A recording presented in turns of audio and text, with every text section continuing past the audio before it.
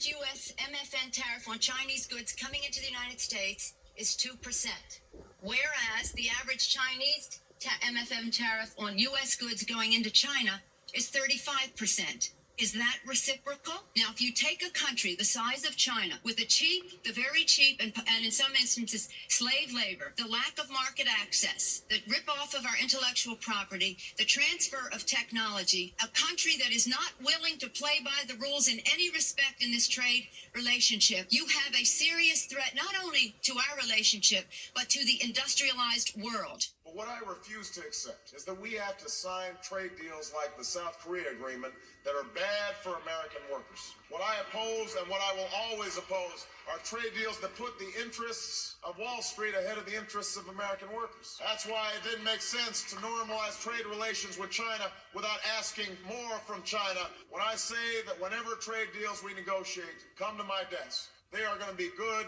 for American workers. One of the reasons for that collapse of the middle class is the hemorrhaging of decent-paying manufacturing jobs. The time is long overdue for them to start building plants in this country to produce those products and hire the millions of American workers who are capable of doing that work. Not only did I vote against all of these trade agreements, NAFTA, PNTR with China, and all of those, I was on the picket lines in early 1990s with the unions. We understood what was going on, please. Right. And Secretary Clinton, on the other hand, supported virtually all of these trade agreements, which have turned out to be an unmitigated disaster for working class people in this country. Yeah, of course, that was